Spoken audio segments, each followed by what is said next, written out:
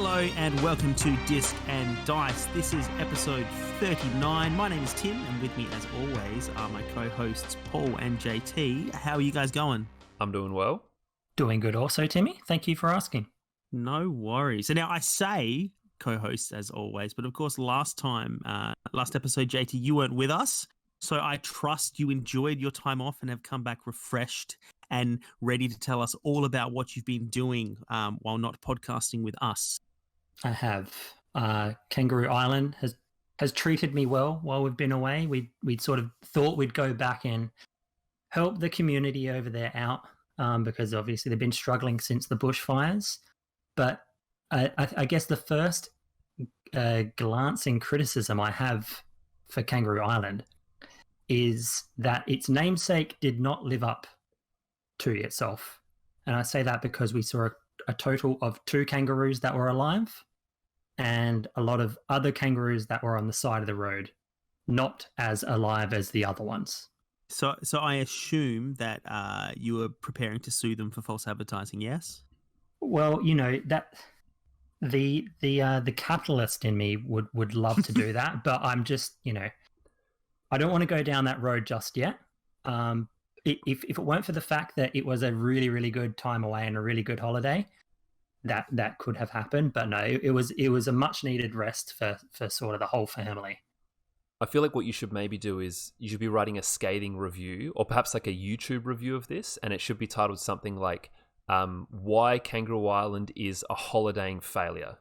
Yes, and in the tradition of YouTube reviews is basically completely blowing over any fun that I had there, and then just obviously giving it, like you said, scathing review. And then obviously the follow-up for Kangaroo Island would be, Kangaroo Island apology video.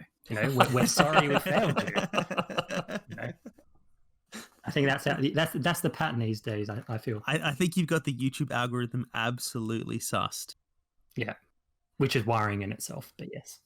But anyway, in your time not preparing takedowns of South Australia's tourism industry, what have you been doing with your time, JT? I have been getting back into the Assassin's Creed series. And as you know, it's something that I've been slowly chipping away at. All those games and add-ons and expansions and stuff, they sort of seemingly bring out. I want to say every year, but it's obviously the gaps are probably less than that if you count all the non-main series things. But I have been getting specifically into the remaster of Assassin's Creed 3, which is probably 2 or 3 years old now. And yeah, I mean, at this stage, I don't really know what to say about it because it's a very mixed bag in terms of my opinions right now. I'm not sure about you guys, but in terms of note taking for the games I'm playing, I don't normally do it, but there's been a lot of stuff in this game that I felt that I have actually had to write down. So I've actually taken notes specifically for the podcast because there's a lot to remember. So this could either be a very good thing or a very bad thing for Assassin's Creed 3. I get the feeling it's not going to be good. No. So how about we start off with this? Where does it rank? You've played the 4, even though this is Assassin's Creed 3, there's 4 games preceding it, 1, 2, and then the addendums to 2. Where does this rank in these ones? For me, it is the worst. Wow, okay. But it's the worst, but it's also the one that I've played the most of. It's the one that even though I haven't finished it yet, I think they're not called levels, they're called sequences. If you've played the games, sequences are just like, the different parts of the story. I'm probably two sequences off finishing the game, but already I've done a multitude of all the side missions and the challenges and all the things like that. And it's just so strange because given the fact that for me this is objectively the worst game, in my opinion, so subjectively I should really say, it's also the one that I've, in some ways, it's been harder to pull myself away from. Is That's is how Ubisoft get you. yeah? I know Is it is.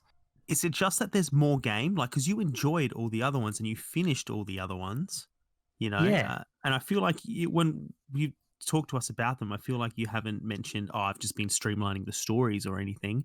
So is it just that there's more to this game? Do you think? I think so. It's sort of just, I guess, the game is in terms of it's just a game of numbers. There's just that much content within the game that I have enjoyed, whilst on the other hand, there's an equal amount, or maybe even slightly less amount that I haven't enjoyed. So it's just a huge game.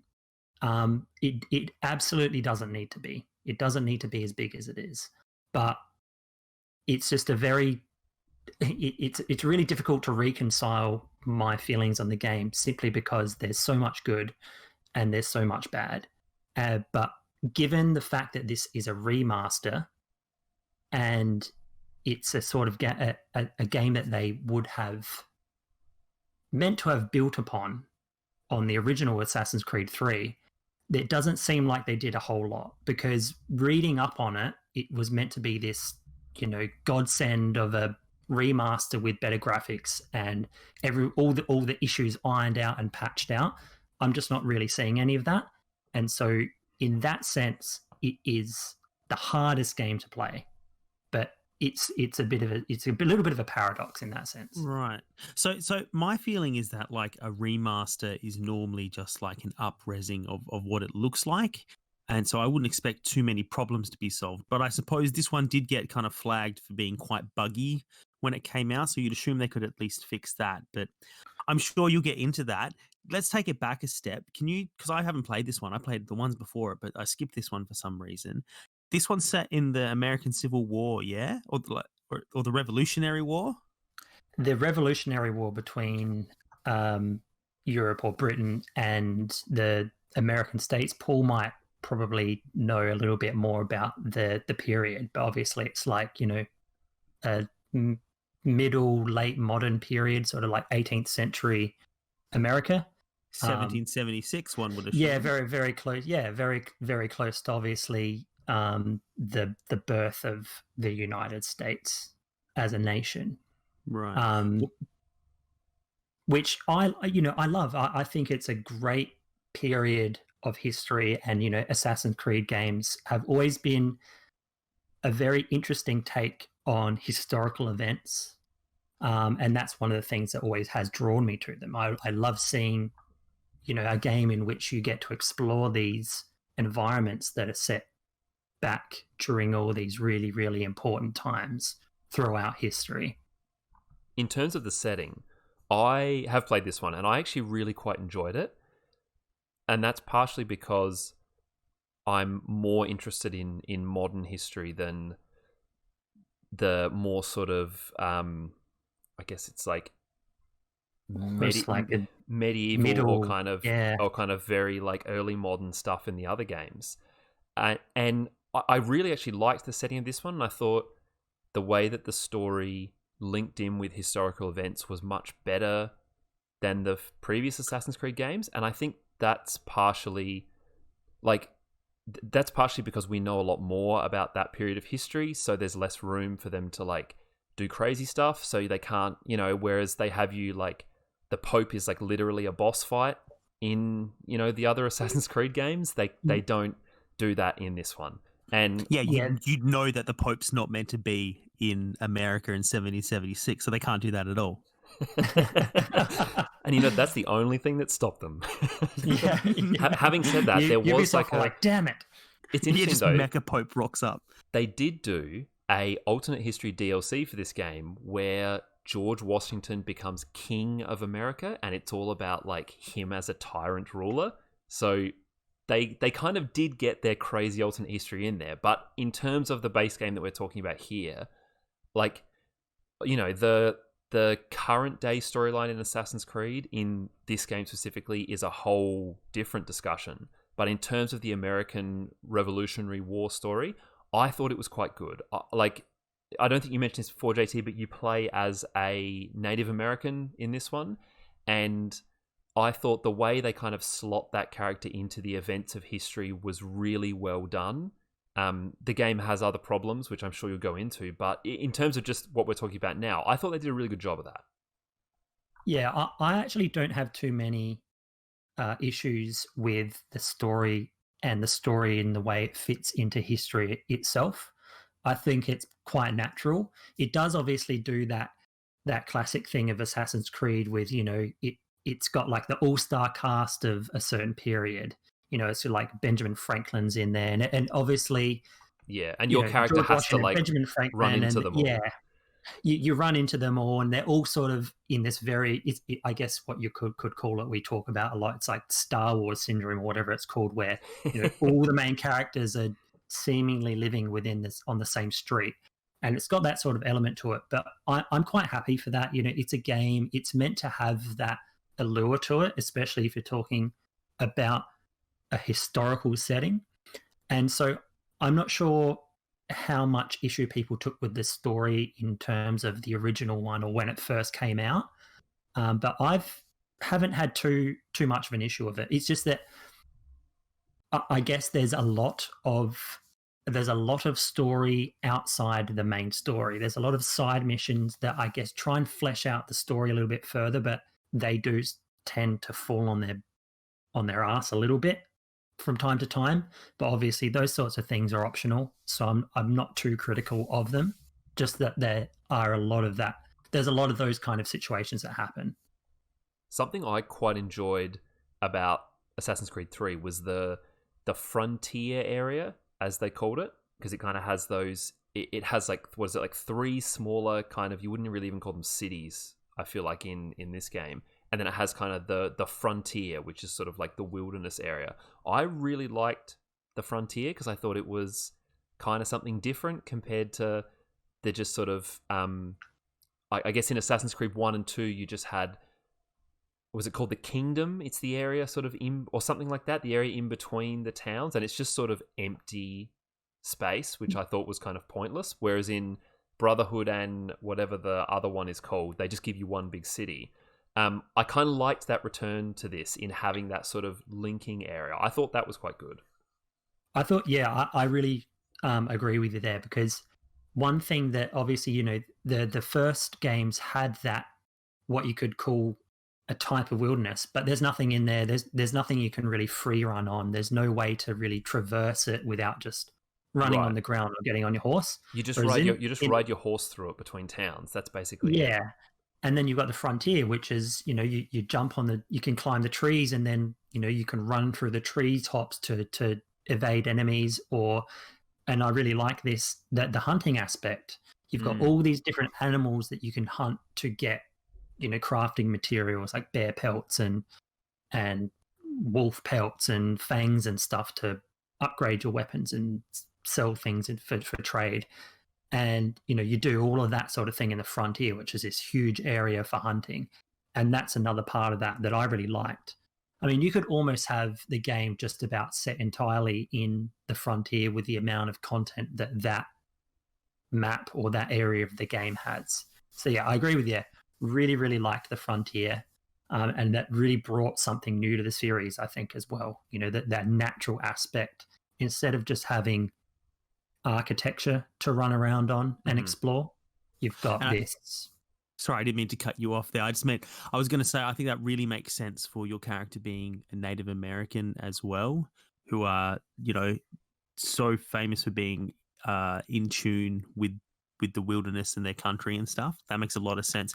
And I didn't actually realize until you mentioned it that you play as a Native American, which actually piques my interest a lot more. I just assumed you'd be on one side or the other, but kind of being, I would assume almost impartial to the conflict itself is a really interesting take on that particular conflict and period of time. I think maybe, JT, maybe you remember better than I do, but I think it's like your character is like,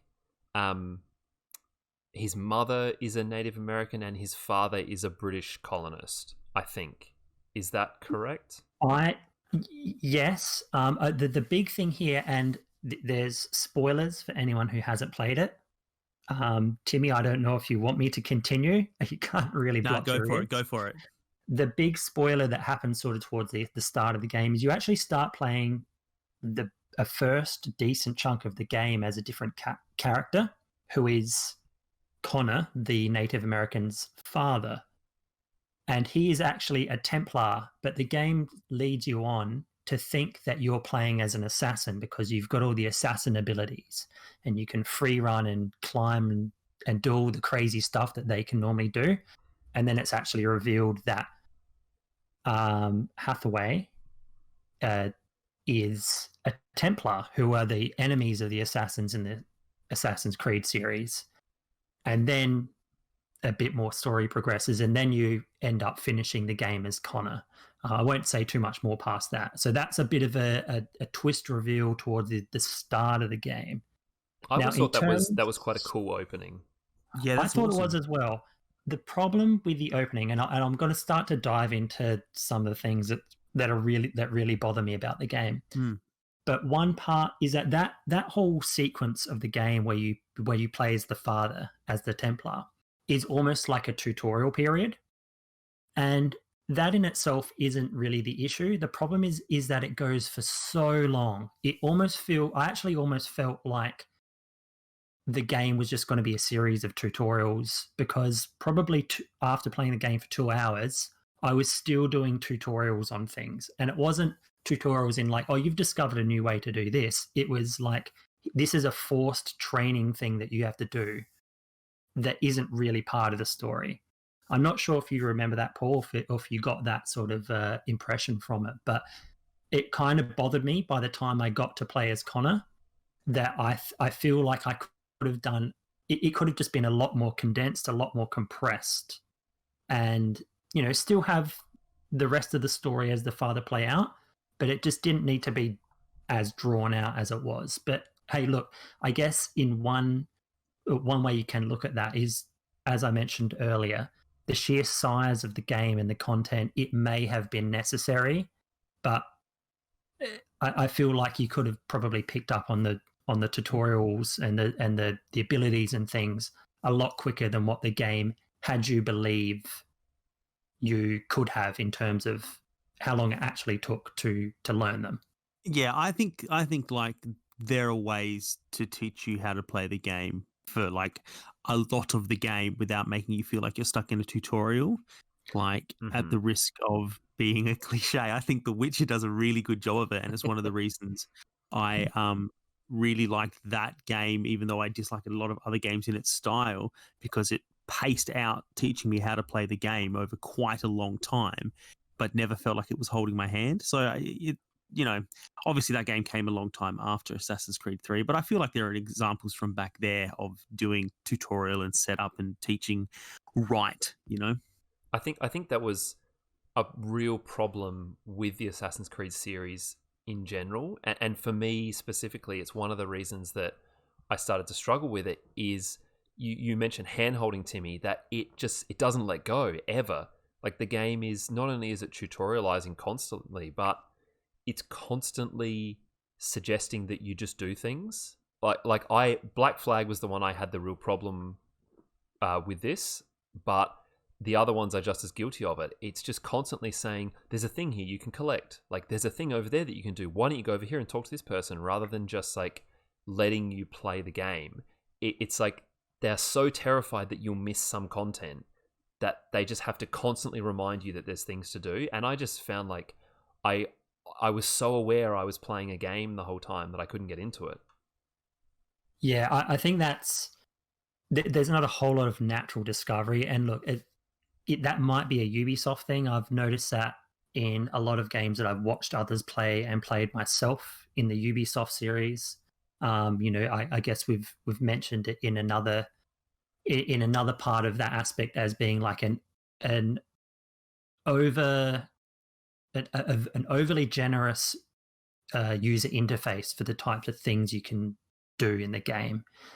Now, going back to that sort of that start of the game situation, obviously the Assassin's Creed games, at least the earlier ones, have this meta game aspect to it, where you're not actually in the historical setting.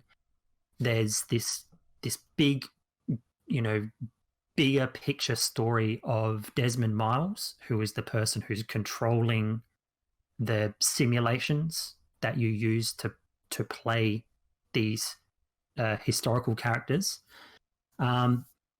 This part of the game, I feel like by now, just doesn't need to be in the Assassin's Creed series. I get that that's the original story, but it's now so long in the tooth that like 2012 conspiracy theme it's just over the top. And in this series, it's sort of really loses its way.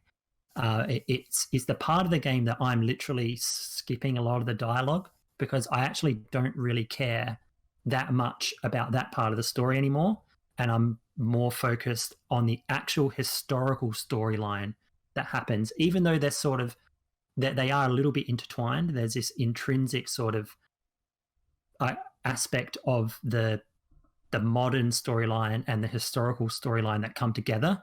But it's just so obvious that I don't really need to watch the hours of dialogue that take place between the modern characters that has already been explored in every single other Assassin's Creed game that's preceded this one.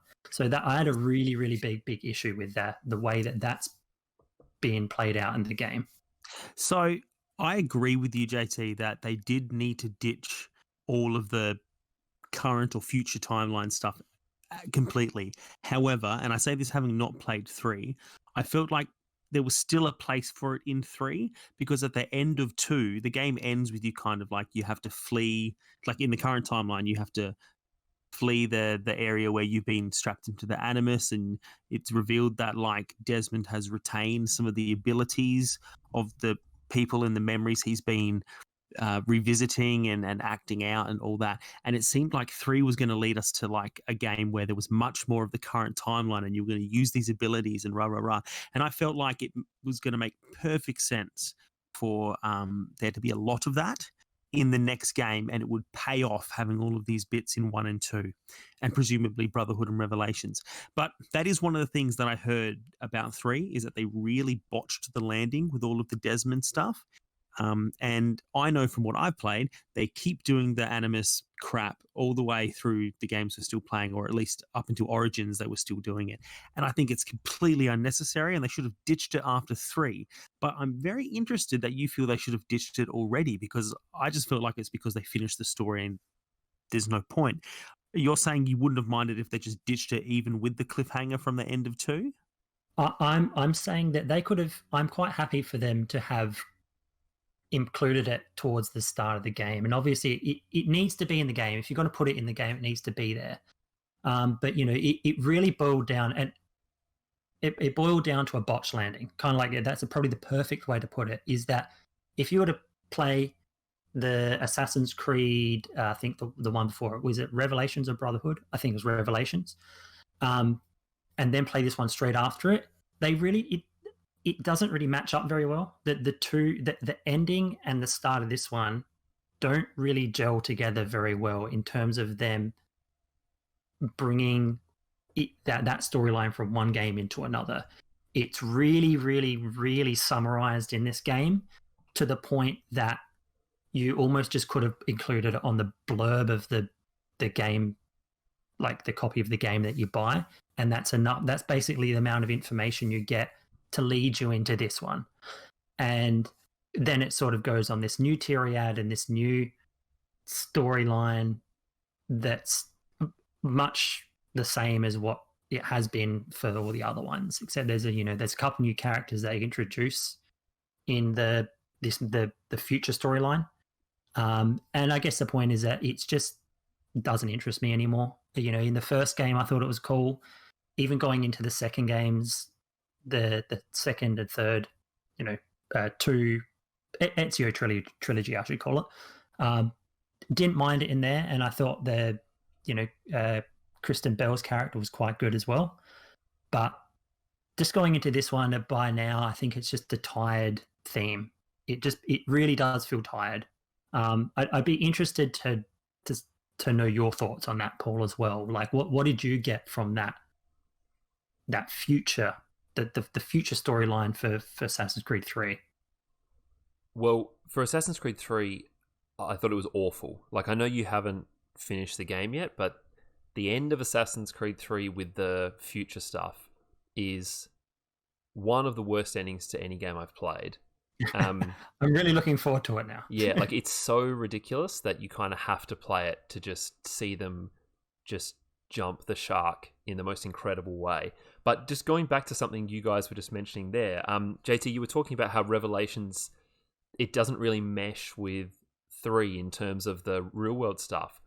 I think it seems like there's a bit of a kind of there's a clash here between the two narratives they're telling. And you mentioned before the Ezio trilogy, which is what we all call like 2 Brotherhood Revelations. They didn't make that trilogy because the current day stuff was popular. They made it because Ezio was popular, and it's like that modern day storyline gets dragged out through 2 extra games that only exist because people are interested in the Ezio storyline, in the historical storyline. Yeah, and I guess like this is one of the, I guess the issue is that like how have Ubisoft, by the time Assassin's Creed 3 comes out, have they not figured out that they could have just had a game about assassins throughout history without having to go back and forth in the future? But I guess they wanted to have this bigger picture and to tie in with all the conspiracy theories that were popular at the time, and it just sort of feels tired by now. Yeah, but I completely agree with what you were saying before, that this stuff just shouldn't be in the game like anymore. Like, I know that there are kind of threads left hanging after the first 2 games, like you said, Timmy, and I kind of get that, like, they had to tie those up, and like they do a terrible job of it. But like even the latest Assassin's Creed games, as far as I know, they still have that stuff. Like, they still have the modern day storyline, and I don't know anyone who plays those games for that. And kind of, as you said as well, JT, I remember playing the first Assassin's Creed when it came out, and I didn't know that stuff was in there, and it totally blew my mind. And I was like, this is amazing. This is so cool that this is actually like, it's kind of a sci-fi story. It's not a historical game. It was really cool, but it adds nothing at this point. And, by the time of 3, it was adding nothing. And I was doing the same as you. Like, I could not get through those, like, current day sequences fast enough to get back to the American history parts, because that's why you play that game. By the last one I played was Origins, and it seems by that point that the sci-fi stuff, the future storyline stuff, is really just there to justify the conceit of you have to go where they tell you to go, or you get out of sync with the memory, to keep you where you're meant to be, and so they keep it in there in the most pointless of ways. Like in that one, I think the future stuff, you're an archaeologist who has a portable animus, and you're down in a pyramid or a tomb or something, and you're just connecting into something or rather. And it happens, the first time it happened, so far into the game that I was floored that it was even still in there. I just thought, oh great, they've ditched it. It came so far into the game and so infrequently. And it feels like, there's somebody at the top of the ladder going, we have to keep that in here because that's the Assassin's Creed brand, and everybody else is doing their level best to put as little of that in there as possible. And I genuinely don't think that many people would even notice until they were told, if they just dropped it completely. Yeah, I mean, it's basically in my notes. I've written this entire conversation we're having about the future aspect of this game, as I've underlined that it is the worst part of the game for me. To backtrack a little bit in terms of some of the other things that I feel I do need to address. Just for a remaster, it has terrible polish. For instance, there's just random things happen. Like I'll just be playing and my weapon randomly swaps, or I'll load up a save, my last save, and I'll just have different things equipped than what I did when I left the game. It's like, how do they overlook that kind of stuff? The free running detection when you're jumping up on stuff is horrible. It is the worst in the series by far, even worse than number 1. you're running across you're just actually just running down the street, and then you do just randomly latches to a like windowsill next to you, even though you weren't running in that direction whatsoever. Probably the worst thing, the most annoying thing is that I constantly get notifications pop up in the game for things I completed maybe 3 or 4 hours ago. It'll be stuff like, oh, congratulations on beating that challenge that you beat like several challenges ago, and it stays there until I quit the game. Just it's so much little, like really really niggly things that just are so annoying that if this game really is touted as being a sort of like a remaster / patch to the original game, they obviously dropped the ball there. But to sort of wrap this sort of game up, I do want to end on some of the positive notes, and I've got a lot to say about the extra challenges and collectibles and stuff. Even though there's probably far too many of them, I'm really enjoying exploring the area and getting those kind of things. That's kind of one part of the game where it doesn't hold your hand, is that extra content, completing these challenges that you probably wouldn't normally need to do, or getting a collectible for the house that you live in, little models and things like that. Those sorts of things are a little bit harder to explore and finish the challenges for, which I appreciate. The thing I love the most about the game, that I think is the best part of the game, is the naval combat. I love it, and I love it so much that like I'm really, really excited to play Black Flag, because I know there's obviously the game is a little bit more centered around naval combat and naval exploration. I totally forgot that was introduced in 3. Yeah, and I think a lot of people could criticize that it's ham-fisted and doesn't need to be there. Look, it probably doesn't, but it doesn't change the fact that anytime it's like there's a new naval mission for you to go on, I'm like, yes. Like what cannons am I going to use to, like, what kind of ammo am I going to use to like shred the masts on my enemies and stuff like that? I love it.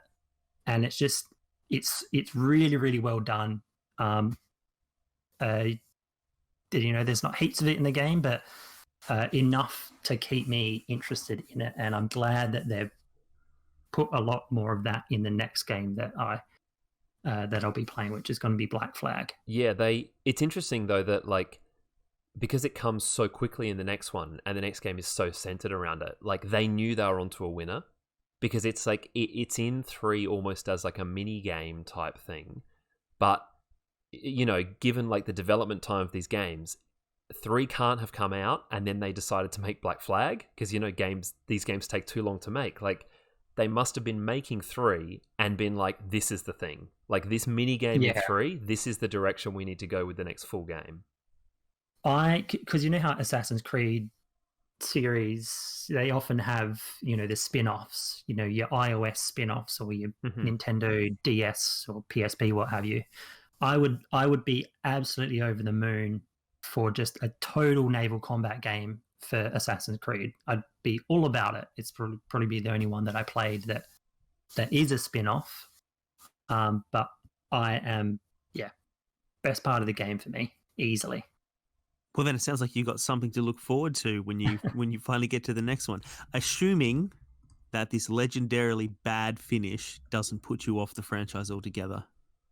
We will, I mean, that remains to be seen. I'm a bit of a sucker for train wrecks. I love a good terrible ending to something. I love terrible films as much as I love them for all their flaws, and maybe I'll find some appreciation in the end of this game.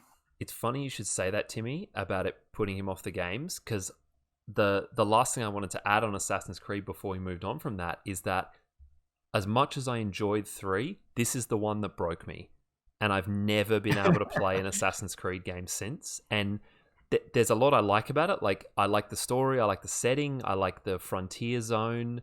I actually had fun playing it, but just the sheer amount of stuff that you have to do and the collectibles and all that kind of stuff, it just ruined me. And yeah, I've never been able to go back again. So yeah, I hope that doesn't happen to you, JT, because there are other Assassin's Creed games that I'd like to play, particularly for the same reasons, for the settings. But even after years and years, I played 3 when it came out. I can't do it. There's too much trauma. What can happen, post-traumatic gaming syndrome happens. But I mean, I'll leave it there for the Assassin's Creed. There's probably a few other things I could go into, but I'll give it the benefit of the doubt. I'll finish the game.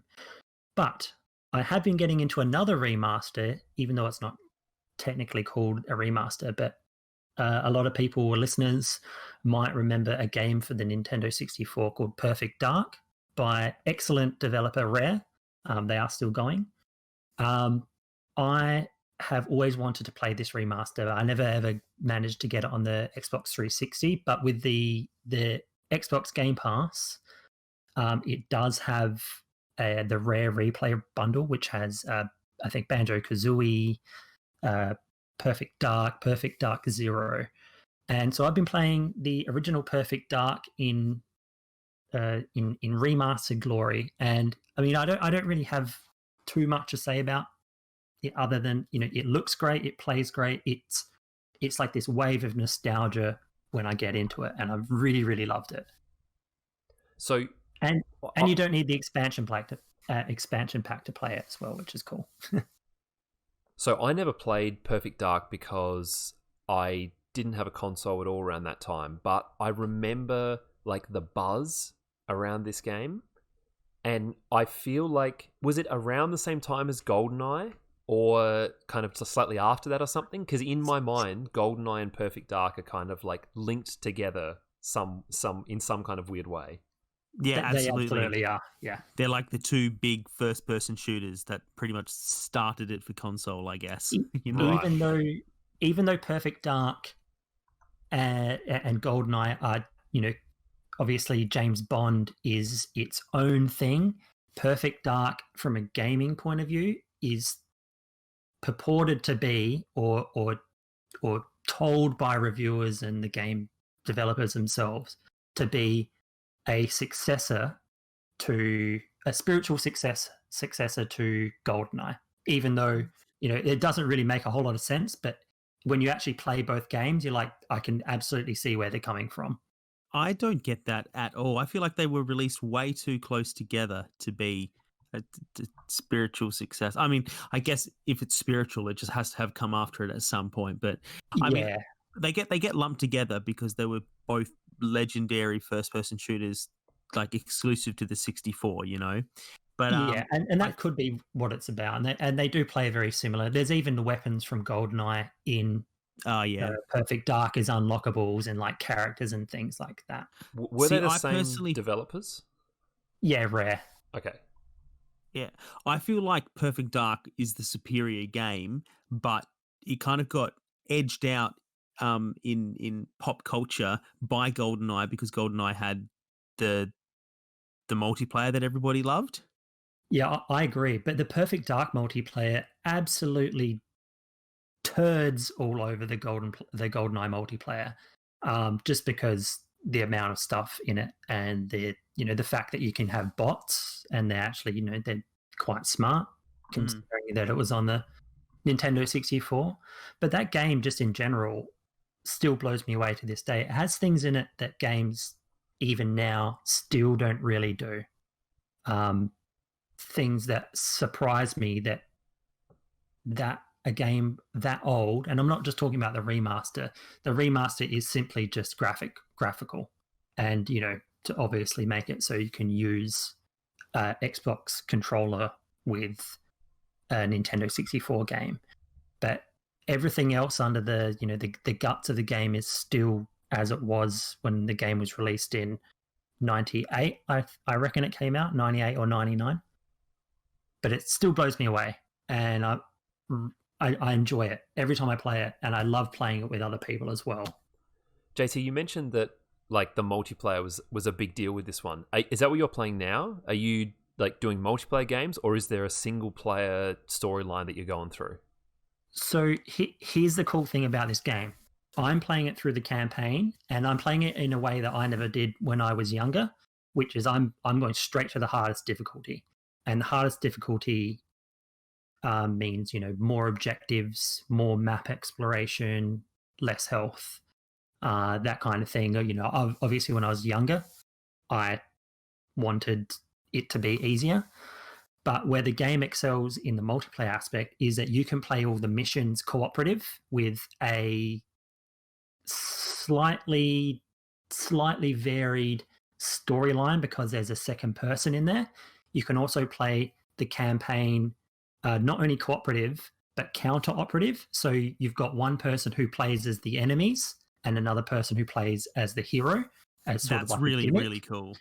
And then you've got your classic, you know, deathmatch, capture the flag games, and that whole aspect to it as well, which can be played with bots, which GoldenEye didn't have. So that's why this game was really a big deal back in the day, and why a lot of people consider it to trump GoldenEye, especially in multiplayer.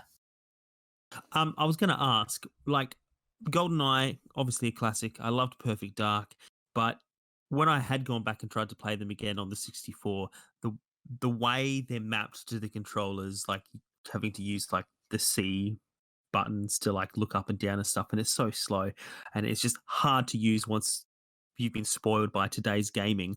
You mentioned that it's really only a graphical upgrade, and they've mapped it to work on the controllers, but does it handle quite nicely? Oh, absolutely. I've always loved the Nintendo 64 controllers. I don't know. I know I'm probably in a minority of people who have that opinion, but I've always liked them, and I found it really intuitive for those games. The Xbox controllers still play very nice. The biggest thing, and this is one thing that you kind of never really realize when you're younger and playing video games, are things like the frame rate. Perfect Dark, I played recently on the Nintendo 64, like probably like 6 months ago, and the frame rate is shocking because there's so much in the game that it's really pushing the hardware limits of this old piece of technology. And then you play this version, which not only looks better, you know, they've obviously redone textures and things like that, but the frame rate is like perfect.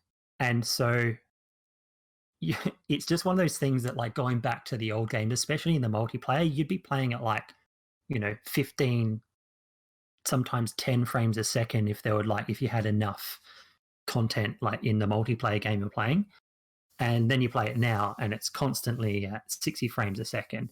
And you just kind of think like, how did I kill people when I used to play this game? Like, it's like playing a slideshow back then, but then you play it now, it's like beautiful.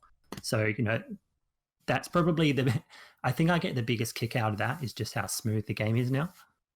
All right. Well, we've heard a lot about what you're playing, JT, which has been good to, you know, to catch up after you took an episode off. But I think we're going to take a quick break now, and then we'll be back to talk about what Timmy and I have been playing since the last episode.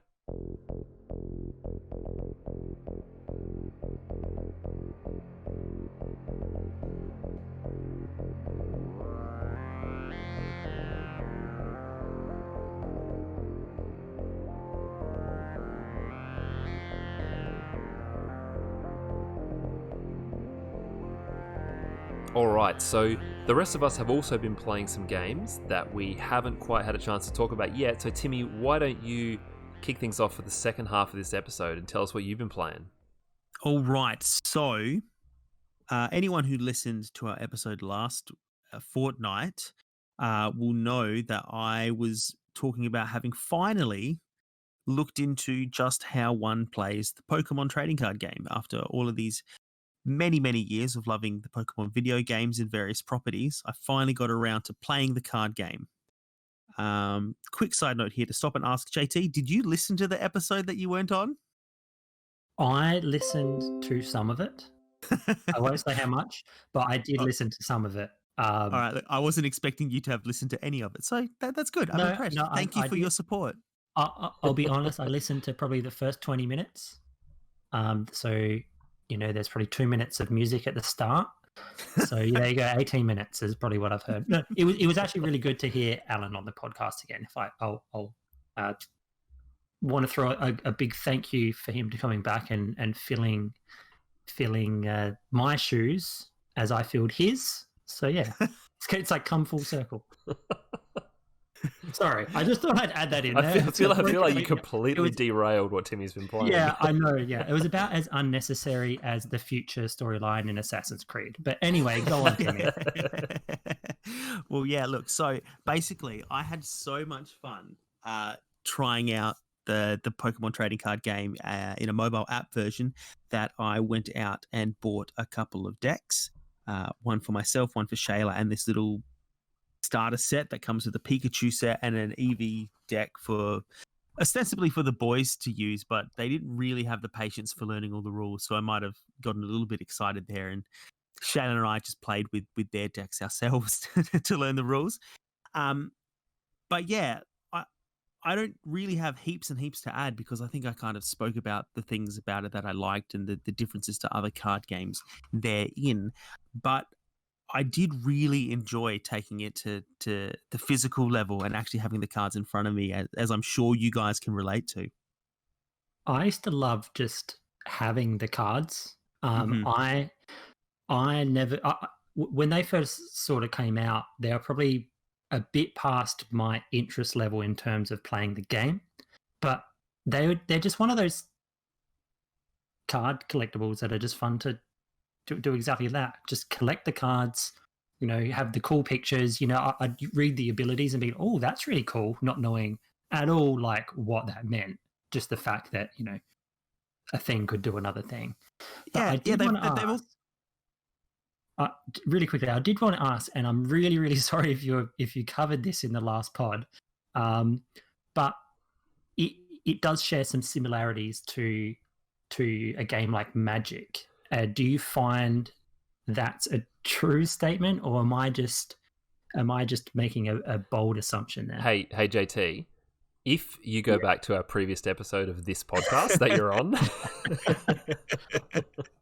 Oh, really? Yeah, we very much discussed this. It was most of what the conversation was about, because the reason I was talking about it is I was so impressed with actually how different it is to your Hearthstones and your Magic and your Keyforge and stuff like that. But yeah, to answer your question in short form, it is actually quite different. And those differences like are absolute strengths. Whereas I look in my cupboard and I go, oh, I could play some Magic or I could play some Keyforge, but I'm probably not going to play, both of them in the same weekend or whatever, because they're quite similar and you want to, put time into one and not have to remember the differences in rules. You could play Pokemon like alongside another one and have a quite different experience. It's less like trying to take down your opponent's like total health level, and more like you defeat 6 of their Pokemon like you would in a Pokemon game, and you don't spend energy every time you assign it to Pokemon, and they have it forever unless certain things happen. But for the sake of listeners who listened to the last episode, I won't go into too much detail. I would just urge you, JT, to have a listen to our previous episode. Yes, I do feel like I need to do that. But I am interested in the sake of this moment. So obviously you've got your little ones at home. How do they go playing it? Is it too involved for them being as young as they are? I think so, mostly because they're early readers. So with any card game, you need to read the conditions of a special ability or what the supporter or trainer cards do if you're attaching an item to a Pokemon. Like they could understand what's going on if you're sitting there playing as a team, and they probably quite enjoy it. And they do like Pokemon as a property. Like we've got heaps of Pokemon stuff in the house and they love it and they love watching it, and they would keep up with what's going on, but they wouldn't be able to play alone. But yeah, like I'd give it only a couple years and they'll be fine with it though. It's just the reading. Couple years until you get to legitimately destroy them at the game, not just because they're too young to understand it now. That's it. Then you can teach them about how life isn't fair. Yeah, that's it. One thing I will say is the game is a lot slower physically. Obviously, like an app does a lot for you and keeps things moving along and kind of narrows your field of choices to what you're able to do in that moment, as opposed to you having to remember, I can still do this, or if I do this, that'll end my turn and that kind of stuff. So to be expected, it takes a little bit longer in person, and you're kind of keeping track of things. But, that's not a detriment. It's no less enjoyable. Are there any kind of differences playing it physically beyond just, like you say, the positive that is having physical cards, which I think we can all kind of appreciate as a positive?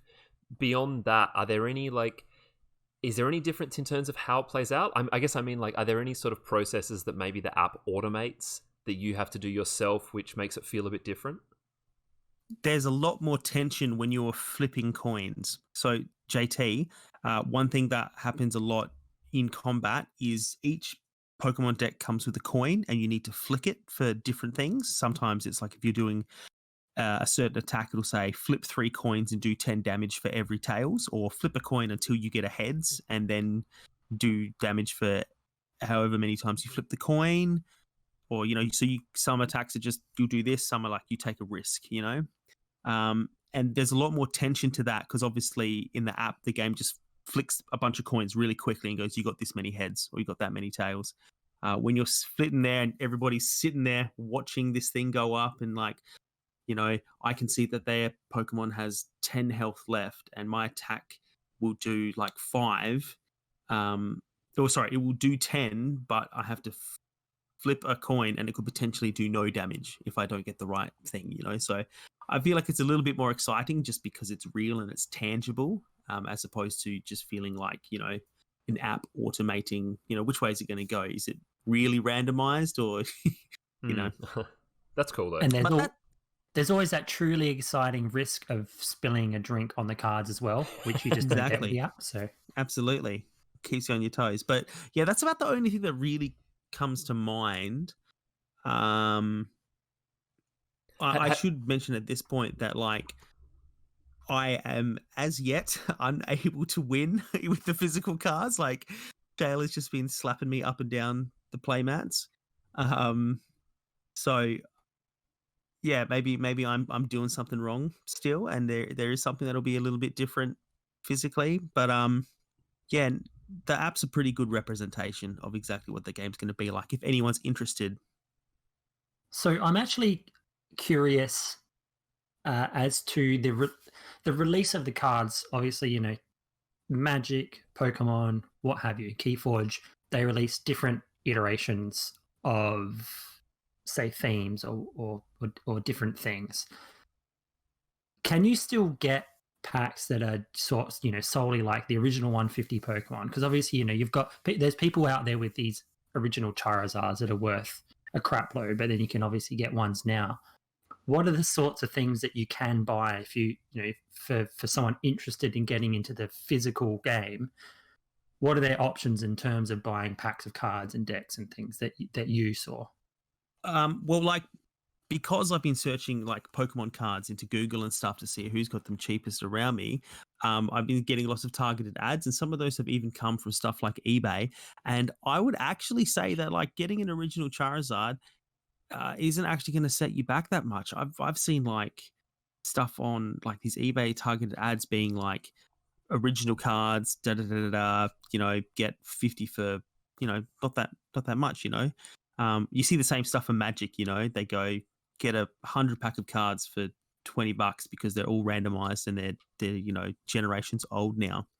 In terms of what you can buy new, it's much like Magic. They're constantly bringing out the new release, and every new release has a couple of they call them theme decks, which would be the Planeswalker decks for Magic. So it's got the Sword and Shield ones that I got have the legendary Pokemons from the front cover of the Switch games, and you can also get the starter Pokemon from those games as well in theme decks, or you can just buy booster packs. I was saying last episode that I feel like Pokemon, more than a lot of other card games, tends to lend itself to the deck building. There's a much bigger emphasis on that. And I know that fans of any card game are going to say to get the experience, you want to do that. But the deck building seems a lot more accessible to me in Pokemon. And so, they push it a lot harder. Just back on the valuable cards thing. Do you know if like Pokemon the card game does have those kind of cards? You know, like the magic ones that you hear about that are worth like a whole shitload of money. Are there those kind of ones in Pokemon, or is it sort of like everything's still in print, so nothing is super rare like that? To be honest with you, I have no idea. I would assume that it would have to be right. Like the thing that stood out to me was when I took out these cards, I went, wow, they've done all these kind of subtle changes to just like the energy cards, and they look really slick. So they're obviously updating things all the time, which would mean there'd be plenty out of print. Mm-hmm. And who knows if, you know, there's certain artwork that you just can't get anymore. But by the same token, like the Pokemon trading card game, potentially the most mass-produced trading card game in the world. So I feel like just by sheer numbers, perhaps you wouldn't get something quite as expensive as in other games. But yeah, I honestly don't know. I'm talking out of my ass here. Yeah, fair enough. I wanted to ask you about the decks you bought in terms of like, were they particularly different to the things you were using in the digital game? Like, was one of those like a kind of starter thing, and these are, or like vice versa, anything like that? Like you mentioned, like you're losing every game. Does it feel like you've got different cards and you have new stuff to learn? Not really, if I'm being honest. Like the cards, these decks that I got are like kind of the latest releases. They're Sword and Shield, and then the latest update on that. So kind of like in Magic, how they'll release something, and then like a halfway through that life cycle, you get like a couple more decks. They're the ones of those. And a lot of the items and trainer cards are things I recognize from playing the online version as well. They're really basic sets on the online version that you get. Like once you've done the tutorial thing, you basically unlock a fire deck, a electric deck, and a water deck. And Right. you know the fire deck has, you know, a Charizard in it, and it's all Pikachu's and Raichu's and Voltorbs in the electric deck, and then the blue one has like Goldeen and Magikarp and the Pokemon you expect to see. And these decks, you know, they had the Pokemon that I recognized from Sword and Shield, and the trainer cards were stuff like Hop and Professor Sonia, so characters I recognized, but the abilities and the things they did were kind of similar. I am aware that some of the decks have special abilities like the Mega Evolutions and GX and stuff like that. I haven't come across any of that in the decks I have or in the online version though. So it's not that I was really getting thrown for a loop. I was just simply getting outplayed, which, you know, that's how it goes. I guess, you know, you can always turn this into a type of a positive, because you can go down the route of role playing and sort of role play Shayla being a gym leader, and you need to try and beat her, and then, you know, that might be a bit of incentive to get better at the game. Yeah, except I don't know what I'm talking about. Except I can't just take my deck and run around in the long grass outside to level up. Throwing cards at different animals. Yeah, pretty much. So yeah, Pokemon, revisiting that. The other thing I've been playing is another game that I've spoken about before that I sat back down with, but this one isn't just from last episode. This one's from at least a year ago, I reckon. And JT, I don't know if you were with us when we spoke about this one, but Shayla and I have been getting back into playing a game called Villainous, which is a Disney-themed board game. Which I reckon that's one of the first episodes I was in. Maybe even the first. Yeah. Wow. So Paul and I, you know, we're kind of skeptical of licensed board games. We've had this discussion a lot, but I feel like this is a good example of that. It's not like a board game we know that's been skinned with Disney stuff. It's you play as Disney villains, and you are competing against each other to complete your evil plan before your opponents do. And it's a lot of fun. The reason we've revisited it is because we have an expansion for it that we hadn't really played. It'd been sitting in the cupboard for a while, and we decided to dust that off on our last date night. Sat down, threw on a record, and got back into it. And there was a little bit of relearning how to play the game because it's been so long since we played it. But you know, we had so much fun. We played it immediately the next day as well. Um, and the thing that stood out to me playing it this last week that I don't know if I mentioned last time is the game is so incredibly well balanced. The idea is that I have my little board that has a bunch of locations I can move between and a bunch of abilities I can do in each of those locations. And I have two decks. One deck that I pull from to do various things, items, allies, spells, or whatever. And another deck that my opponents can pull from to try and stuff up my plans. And you know, a lot of the time you need stuff to come out of that deck that your opponents pull from in order to further your game. So there's an element of, if I keep trying to mess them up, am I going to further their plans accidentally? And they think the same about me. Then there's an element of, well, they look like they're getting a lot done there. I might have to try and stuff them up. So it forces your hand. And you also have only so many things you can do in each area. So you want to make the most of your turn. And when I talk about balance, I mean almost all of the villains have a few kind of conditions that they need to achieve before they can even think about finishing their plan. Like, I played as Captain Hook in the first game, and Captain Hook's objective is to kill Peter Pan at the Jolly Roger. So the Jolly Roger is one of the locations, and Peter Pan is one of the cards that comes out of the deck that only my opponents can pull from. And when he comes out, he has to get played at a location that is all locked up, which means I can't do anything to him or that location. So I can't get him to where I need him to be. I can't affect him at all. I can't do a damn thing.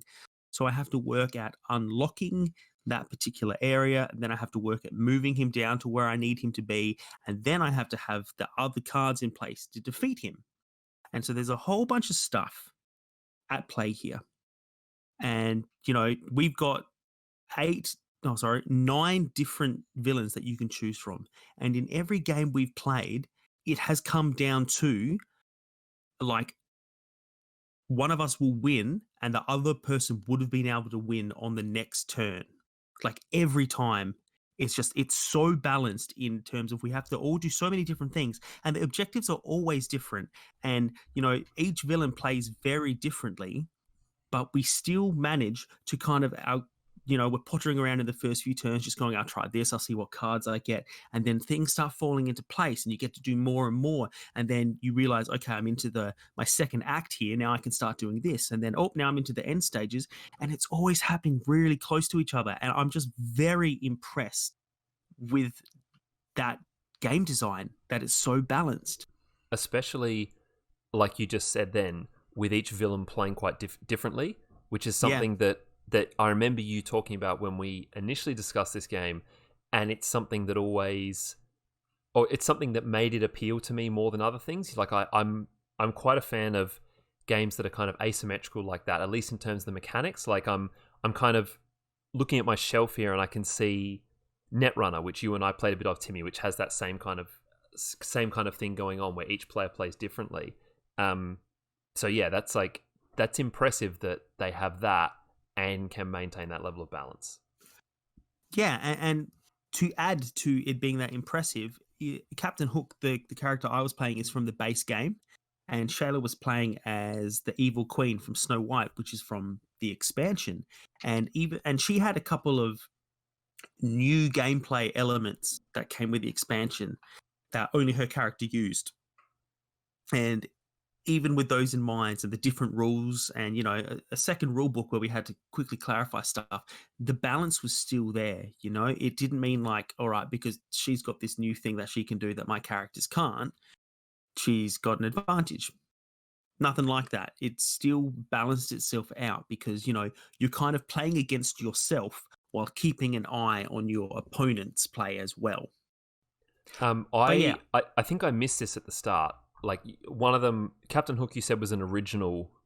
That's from the original game. What were the new villains that you got? Because in like the expansions or whatever that you've been playing. Cool. So we got the evil queen from Snow White, Hades from Hercules, and Dr. Facilia. I don't know how to say his name, but he's the bad guy from The Princess and the Toad. He's a Baron Samedi kind of looking guy. Right. Okay. Yeah. And like, so for example, to just show you the difference in what you have to do, for Hades to win, he has to start a turn with 4 Titans at Mount Olympus. And, that's not going to mean much to you without playing it, Mhm. but you'll be able to hear how different it is because the Evil Queen, she wins by killing Snow White. Simple as that, or it sounds simple anyway. And then Dr. Facilia wins by having the talisman in his possession when the rule all of New Orleans cards comes out of his fortune pile. Again, Right. it's nothing, but he's the only character that has a fortune pile. That's not something that any other character has. So that's a whole other pile of cards Yeah, that I can. I get that. Like you say, I've never played the game, but I get that. As in, like, one is about location, one is about an interaction with another character, and one is about a totally different deck. yeah. It's not like all three of them are kill this character or do this in this location. It's like they're different mechanics each time. And it is super easy to not keep track of what your opponents are doing because they're doing something so different. Like, it's very easy to sit back and think like, oh, they're just getting rich. Oh, they're just stocking up on items. And then you realize, oh, no, wait, those items they've been stocking up on are specific items that are going to unlock that area. And now I'm in trouble. Is it the kind of thing then that it's like the more you play, the better you are? I know to some extent, all games are like that with experience, but something like Magic, you have like the like the draw can screw you over in a game. But this sounds like if you play a lot and you understand how all the other villains work, then you have an advantage over people. Is that the case? I think that is the case, just because you know how to play the villain that you've got in front of you. I mentioned we played 2 games. I tried different characters. Shayla played the same one twice in a row because after the first game, she was like, I get this now. I know exactly what I need to do. And she was like absolutely steaming at the start of that second game. Like, she was getting all these, the Evil Queen needs these ingredients cards. And last time she kind of got them all out right near the end. And like the second game, she was just like bang, bang, bang. And I was like stressing because I was like, oh dear, she knows exactly what she's doing. And I'm still kind of feeling out my deck here. That's a good thing. I really like how that works.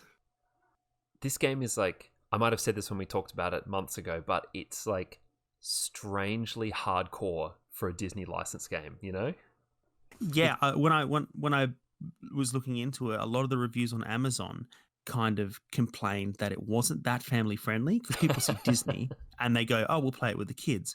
It's not really a kids game. And I would also say I don't think the rule book is that great. Like, we had to play it to really get a feel for it, and it doesn't help that all the decks play differently. But yeah, you're like, I don't think it's a heaps complicated game. Like, if you're someone familiar with board games, it's a no-brainer. It's not that family Disney game that some buyers might be expecting. Mm-hmm. It's just so strange. Like, I'm looking at, so it's made by Wonderforge, right? And obviously they do a few different types of licensed games. It's just so strange because on their website they've got all their games, and obviously most of them are kids and families games. And this one almost seems like they've just gone, let's just make like a real board game. And it's just so out of place in regards to everything else that they put out, which is kind of interesting. But it is what it is. Yeah, well, look, like the one thing that I'm really keen to do is this game seems like it would have a whole lot more to it with more than 2 people. Shayla and I have only ever played it with each other, and so it's not too hard keeping track of what each other are doing while we're playing. But with like 4 people, all of a sudden, you've got a real power struggle on your hand. So, yeah, highly recommend it. Definitely grab the expansion if you're someone that knows it and hasn't yet, because there's some really cool extra stuff in there. But yeah, that's about what I've been up to. Paul, JT and I have just been absolutely gas bagging, not letting you get a game in edgewise. So tell us what you've been up to. Well, that's not too bad this episode because I haven't been playing a lot that we haven't already discussed in the last sort of 2 or 3 episodes. But I have been playing one thing which is new. I've been playing the new licensed Formula One game, which is F1 2020. And I talked about F1 2019 about 2 or 3 months ago on the podcast when I kind of played the demo of that, and I've got the full game of F1 2020, came out like a week or two ago, and I've been really getting into that quite a lot. And overall, I've been really enjoying it. I think it's really good. It is much more of a sim than something like, for example, Forza that we had discussed a lot. It's sort of like, I guess the way you'd put it is, Forza has a lot of different kinds of racing in it, and so it has to fit all those different styles. So the kind of driving model is a bit more kind of generic. Whereas this is so specific to Formula One because it's only simulating those cars. That they're able to go kind of a bit deeper and get into some of the kind of the nitty gritties of how that stuff works. So we talked about obviously the F1 games and specifically also Forza, like you just mentioned a few pods ago. But in regards to your experience with F1 2019, I mean, we could start from scratch again, but rather than do that, I'm really interested to hear what you think this iteration does better or worse over that, or is it just, is it a bit like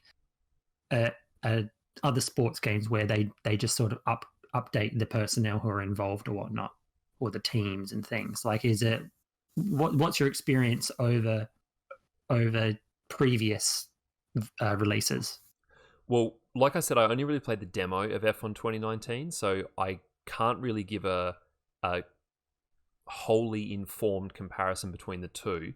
Some of it is the typical sports game thing, where, there's a new one every year because the drivers and teams change and the kind of the liveries on the car change. So there's all that stuff.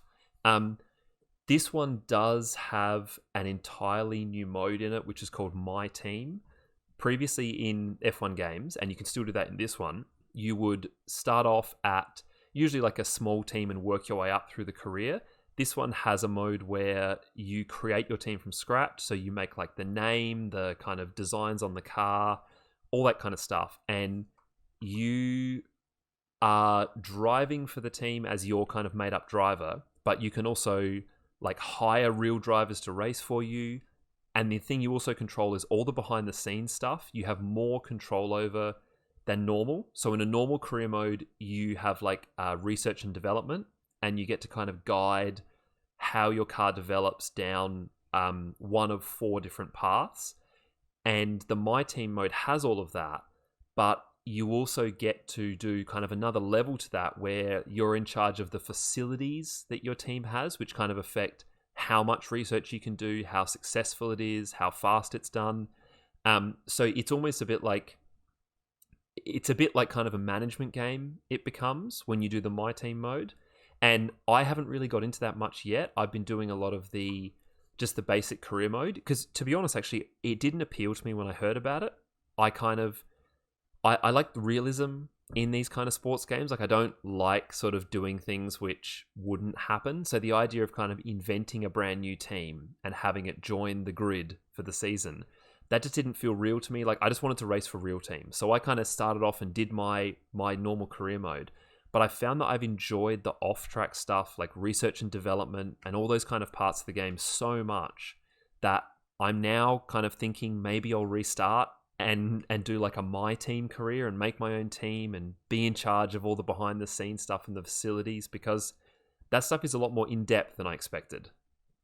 I think it's kind of cool. Like, I'm glad that they've put something like that in the game, because like you said, whether you're for it or against it, even initially, or doing it and then finding it's not for you, I think it's a great thing for an F1 game to have, because F1 is one of those sports where it's so much about the team as a whole and the way that team operates, as much as it is about the drivers and the drivers' abilities. So it makes sense to me to have that little bit extra or broader sense of team management included in this one. And that sounds really, really interesting. Yeah, I think that's a really good point there about like the driver constructor thing, because that's probably that they've kind of nailed the driver experience over the last few years in terms of the career mode that you do normally is you play as a driver, right? And then you move to different teams. And that's one side of F1. And this is kind of the other side, right? This is the perspective of the manufacturer who stays with one team but changes their drivers and stuff like that, or develops their car. So it does give you the other side in a really cool way. I'm also interested about the campaign. One thing I've noticed with newer licensed sports games is that they're starting to include almost like a story element attached to the campaigns that you can do. Is that even present in this game? I guess I'm sort of asking about F1 games in general because, you know, NBA, I think maybe not FIFA, but some soccer games that aren't FIFA have included things like that. Yeah, Madden definitely does it. Madden, yeah, they've got this. I mean, I'm not a fan of it, but I'm not sure if is that even something they even like hint at doing at all. Well, firstly, FIFA did have it. FIFA had like a story over like 3 years of FIFA, I think, and it was terrible. Like you could just see you could see everything coming from so far away. You know, like none of your decisions made any difference. Right, yeah. F1 did have that, and when I played 2019, that had that element to it. So you would start out in F2, and you would have yourself, and then like a rival driver in F2, and they would go up to F1 with you, and then they'd kind of be your rival, and it tried to do a story thing there. This game, thankfully, has just scrapped that. So you can still start in F2 in your career to kind of, see how well you do and determine the offers you get from F1, F2 being like the division below. But it's your made-up driver, and then everyone else is just a real driver. And there's no kind of story that's shoehorned in there, which, yeah, I'm with you. I don't think that stuff has ever been particularly good. Like, I feel like the appeal to me is the storytelling that happens from my own game. You know, I don't want to be forced into someone else's story. So I'm quite happy to have that not be in there. One of the things I wanted to talk about a bit was just like the gameplay itself is really, really good. I mentioned how it's sort of super specific to Formula One because it's just about Formula One, but it really nails things like the sensation of speed and the handling for Formula One cars. Not that I've ever actually driven one, but you get that kind of sense that you hear about, that everything is right on the edge, that when you're driving the car, it's like you're kind of a tiny, tiny mistake away from losing it at all times, which is, that's how an F1 car should feel, right? It's like they're not like a safe, tamed car that you drive around attack. They're like totally unleashed, and it gets that really in a really good way. Like, I often feel if I'm in like qualifying and I need to set a really fast lap to make it to the next round, I really feel like I'm on the verge of either getting that lap or I'm going to put the car on the wall, and I'm going to do damage to it, and then we're going to have to spend time repairing it, which is like part of the game. So that kind of risk reward when you're driving is really cool. Sort of pushing the limit has that risk. And there's so many other systems that the game has. JT, we have talked before about how Forza doesn't have basic things like qualifying, and this game has all the stuff like practice and qualifying, and has all that stuff in really good depth that makes it worth doing, which is really cool. But it also has a lot of other stuff simulated, like tire wear is really nicely simulated across different kinds of tires, because Formula One has 3 different types, and they feel different, which I really like. It's not like you kind of put them on and it's just all one Formula One car. When you have the soft tire on, you feel that you're more agile. You know, when you have to use the hard tire, you feel like you're a bit slower. So it has those systems. It has fuel is kind of simulated as well. You have to keep an eye on how much fuel you're using, and you can turn your engine like up or down to conserve fuel or burn a little bit more if you want to be a bit faster. And it has stuff like dynamic weather that Forza has this like really amazing rain model, and just makes no use of it in terms of dynamic weather. It's either just on or off. This has it has the cool kind of chance of rain thing. So you'll hear your engineer say, oh, there's a chance of rain in 10 minutes. And like, maybe it will rain, maybe it won't. Maybe it will rain enough to have wet tires, or maybe it's enough that you just have to stay on your you just have to stay on your dry tires and deal with it. So that kind of stuff is really cool. I'm actually, this is something that I wish I asked back in the F1 2019 demo podcast we did. So obviously, it sounds like it's maximized the fleshing out of the managements and all the behind the scenes stuff. But one thing that is really exciting when I'm watching an F1 race, it happens for a split second, and you might glance over it if you're not a huge fan of the sport. But what happens in the pits and the pit swap overs, because there's this huge team of dedicated professionals who basically have to make sure everything goes perfectly for everything to go smoothly in the pits. What is the situation like that in regards to like is there like a chance like a pit crew member might mess up, or is there like a roster for them? Like I'm interested basically, like how is the pit crew managed? The pit crew is automated, and so far I haven't seen them make a mistake. I guess you mean like they don't get a wheel on properly and things like that, which happens in real life. I haven't seen anything like that. I'm guessing it's not in there because that would be quite frustrating, because it's out of the player's control, if you know what I mean. Like I guess there is that, but just quickly, I guess I'm also asking if like F1's one of those sports where milliseconds counts. You're not really like counting a race in seconds as much as you are in like hundreds and thousands of the seconds. But a pit crew, them doing a job in like 1.5 seconds versus them doing it in 2 or 2.5 seconds can sometimes mean a win or a loss for a team. So do you see is there like a variation depending on who you've got rostered on, or is there a way to change swap people out, or like what's that? How's that simulated, or is that just like a given? A pit change always takes 1.5 seconds or whatever. So far, from what I've seen, they always take about the same. I've only really raced for one team so far. I've been kind of racing for one team, and I'm holding out for an offer from Ferrari before I move. But that's interesting, actually. I'll have to look and see whether if I move to Ferrari, their pit stops are quicker or something. But I haven't seen that kind of stuff change. I guess while it doesn't necessarily, have anything in terms of pit stops that's interactive like that, the pit stop strategy is all in there, and that's all really interactive. And I've had some really like cool situations where I can decide for myself, like, I think we need to be on a different tire after this pit stop, even though the team strategy says we need to be on like the medium tire. But like, I'm driving the car and I feel like actually we should be on the soft tire because we can pass this car ahead of us. And you can make those changes and then you gain that little advantage. Or you can do the things that happen in Formula One, like if you're faster than the car in front of you, but you just can't get past them, you can choose to pit early to try and undercut them. So, you pit early and then drive faster so that when they pit, you come out in front.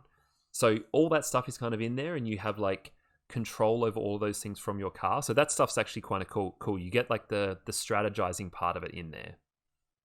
Is that forced on you though? Like, let's say I just want to be the person driving the car and then have the game do absolutely everything else for me. Is that something like, can you just do that? Can you just be a racer but then not have to have any involvement in team management?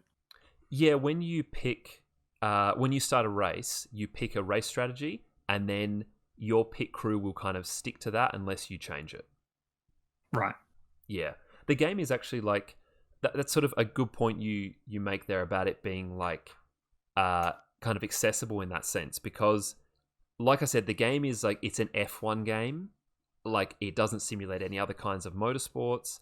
And I really would say that if you're just looking for a racing game, this is probably not the one, because it's just Formula One. This is really for people who like want to play Formula One games. However, it does have lots and lots of assists and different race options. Like, it has like a casual mode where damage is reduced and you don't have to worry so much about like traction of different surfaces and tires and things like that. But so it can be tuned to someone who is not so familiar with racing games. So it's not that you have to be like a sim racer to play this game, but I would say that like if you're not a fan of Formula One, you're probably not going to get so much out of it. If that kind of makes sense, it's, you know, the game can be played casually, but it's still a Formula One game.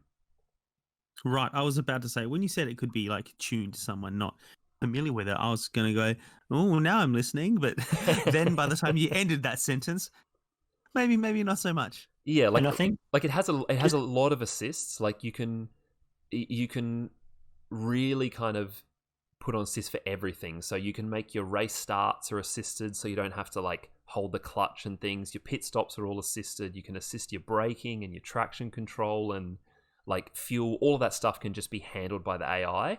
But yeah, I guess it's like if that's the level you want to play it at, then I kind of feel like there's probably other racing games which would be more suitable in that situation. But yeah. And I guess that's just F1 sort of as a whole. You know, it is the extreme racing sport. It's the game that you, or the kind of sport where you do have to think about min-maxing, because that's ultimately, you know, how their teams get as good as they are. So I'm not sure why, if you're, you know, just a casual player, why you really want to sign up for such a game when you know you've got games like Forza out there that can, you know, still has that kind of thing in it. But you know, it sounds very much geared for the F1 junkie. It does, and like I'm really appreciating that playing through this. Like I appreciate that kind of detail. As much as I'm enjoying it, it's not a perfect game. It does have some issues. I guess some of those come from that level of depth and detail, in the sense that Formula One has so many like little like rules and penalties and things like that for various infractions you get while driving, and all of those are kind of modeled into the game. So like, you know, you can't speed in the pit lane, you can't overtake while there's a safety car, all things like that. And generally that stuff works pretty well. But I guess just because there's so many interacting systems, you do get some bugs in those situations. So I have seen really weird things happen, like half the grid gets disqualified in the first lap, and I don't really understand why it's happened, but it's just some weird thing has gone wrong with the AI, or like there'll be a situation where you get a penalty for doing something wrong when you didn't actually do anything wrong. It's just like the AI did something and you get done for it. Fortunately, the game has a flashback feature that you can just use as many times as you want, and it's quite generous. So I have found that that's come in handy to deal with some of those little bugs. You know, it doesn't necessarily excuse them that they're there, but it's never ruined a race for me because I can just kind of roll it back 30 seconds and, you know, and then make sure it doesn't happen. Is that like rewind mode in Forza for the uninitiated? Yeah. That's what the flashback mode is. Okay. Yeah, and another thing I actually quite like about it is that the AI, in comparison to something like Forza, are so much better at driving. So they don't just ram you around corners like Forza drivers do constantly. One of those reasons is because Formula One cars are so fragile. So like any damage to your car really matters in this game. You can't sort of like scrape it up against the wall and keep driving. You have to pit after that. So the AI is generally pretty good. Like they actually race you and things like that. But sometimes it can get a bit buggy there. Like they can be heaps faster than you, but they just can't figure out how to overtake sometimes. So I've had races where like I get into second spot and then I've just got way faster cars behind, but they just don't pass me because, you know, I'm a human player and they're the AI. So I can always outsmart them. And, you know, sometimes that stuff's a bit annoying. And, you know, there's some other little things like the graphics for the cars and the driving are fantastic, but everything off track looks really terrible. Like all the character models of your pit crew are like really shitty textures, and, you know, they're not like high polygon models. They've clearly put the time in for the cars, which makes sense for this game. But it does take you out a little bit when you see these sort of people in the garage and they look like really awful, you know, video game models and things like that. And JT, you mentioned kind of the story thing before, just to kind of bring it back to that briefly here before I finish off. It doesn't have the story thing, but after each race and qualifying, you often get interviews with like a journalist, and they ask you questions about how the race has gone and what your thoughts are. And I guess that's supposed to be the story thing in some sense, where you can you can influence their like what teams are interested. They'll say, you know, oh, we've heard that blah blah is interested in you. What do you think about that? And you can say like, oh, I'm interested or I'm not interested. But the issue with it is it's so transparent that it takes you like 2 races and you immediately can see all the patterns, and you know the responses are no longer like organic things you would say. You look at the responses and you realize like, oh, doing this one here will give me a plus 5% boost to my my manufacturing department, because you know what they all do. And so it just becomes very min-maxy some parts of the game. So you're not treating those things like you're a driver and you're answering questions. You're just a player who's gaming it the whole time. And so that kind of stuff could use a bit of fleshing out, because at the moment it's pretty shallow. Yeah, and I'm pleased to hear that they did have a go at that, because you know one thing I love when I watch F1 is I love watching the post race conferences. I think they're one of the most entertaining parts of the sport, because you know that's when you get the drivers being, you know, passive aggressive to one another, or passive aggressive to their pit crew because something went wrong. I think in future games, like not having played this one, it would be really cool, even if it doesn't mean anything in terms of benefits or things that you can get later down the track, but even just having a simulated or a summary of how the race went, but then spoken out by the drivers, you know, in the game, I think could be like a funny little aspect to it. Obviously, you know, you'd have it so you could skip it, but it would just sort of give the game a little bit more of a genuine aspect. You know, just to have the conference in there, because it's a huge part of the sport. Yeah. Just as a quick example of, like, you said the criticizing the team thing, the way that you kind of get these questions in the game, and the way it works is, you know, they might say like, you know, oh, which part of your car, or not it'd be the opposite, not criticizing, but they'll say like, oh, you were really fast today, you know, why was that? And then the 4 answers are very clearly the 4 development paths of your R&D, and you learn very early on that whichever one you pick means that they get a boost. But it's really kind of counterintuitive, because, like, for example, my car is really good in terms of top speed, but it's not so good in terms of downforce. So I don't actually need any more top speed. I need to develop my downforce. But when I get asked that question, if I say, oh, the reason I did well is because of my top speed, then my department that handles power gets a boost. When really I need my department that handles like aero and downforce to get the boost. But the way for them to get the boost is for me to tell the press we're doing really well because our downforce is good, even though the opposite is true. You see what I mean? Yeah, it sounds like a really poorly implemented mini game that's it is masquerading as the post-race conference. So. That's exactly what it is. It's 100% just a crappy mini game to boost your stats, and you know, once you realize that's what it is, you just start gaming it. So yeah. And then you've got no choice. You've got no reason to do otherwise as well, because once you know what it is, it's not like you're going to role play these outcomes, you know, given the fact that you can only do so many. Yeah, that's pretty much it. But yeah, I've been putting a lot of time into that. I'll probably continue to do so. Like I said, I want to kind of try out that my team mode, which is catching my eye, make my own car. But I think that's about all the games that we've played that we want to talk about for this episode. But quickly, before we wrap things up, as we always do, I want to ask you guys what kind of things you're going to be playing before next week. Like I said, I'm probably going to just be putting some time into F1, trying out that new mode. But what about you guys? Timmy?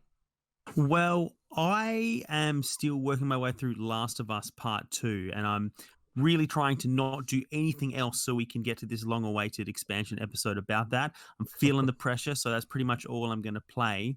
But I have also downloaded the Rare Replay on Xbox Game Pass, which pretty much gives you all of the Rare back catalogue. So I was pretty keen to take a look at Perfect Dark as well, so that's probably going to be next on the list now that JT's been raving about it. It would be amazing if that had online play. I would be so excited. That'd be something. But at A least we man can can dream. gush together. Yeah. Yes. What are you going to play, JT? Well, I too will be playing The Last of Us 2 vicariously through someone else's YouTube channel for that very same special edition podcast we have coming up.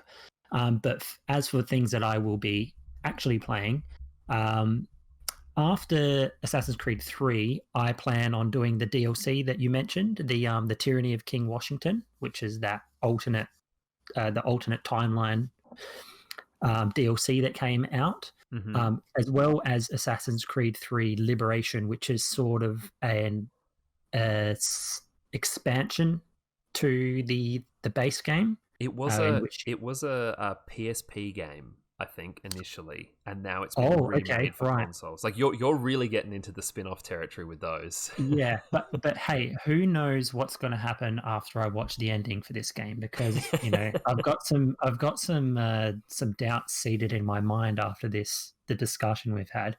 I will also add that if I do manage to finish both of those before next pod, I'll be getting back into the Doom franchise because I've got Doom 2016 and Eternal waiting for me, which I'm really, really looking forward to start playing as well. So fingers crossed I do get into those, but if not, that's what I will be playing. Well, yeah, I think we've mentioned Doom before, and I reiterate that I'm really keen to hear what you have to say about those new ones, like 2016 and Doom Eternal, because yeah, I've heard good stuff, and you're pretty well versed in that franchise, so keen to hear about that. That's about it for this episode, I reckon. That's all the games we've been playing. So if you want to get in touch, you can always contact us. discanddice@gmail.com is still our email address. We're on all the various platforms where you want to find us: Facebook, YouTube. Now on YouTube, I know we have at least one person watching on YouTube, as we found out last episode from Alan. We're on Instagram now. I think it's Disc and Dice Podcast on Instagram. Is that right, Timmy? That is correct. Somebody else had the username, and I just got to say, they weren't putting it to proper use, which was very disappointing. All right, well, there's a lawsuit coming towards them pretty quickly there.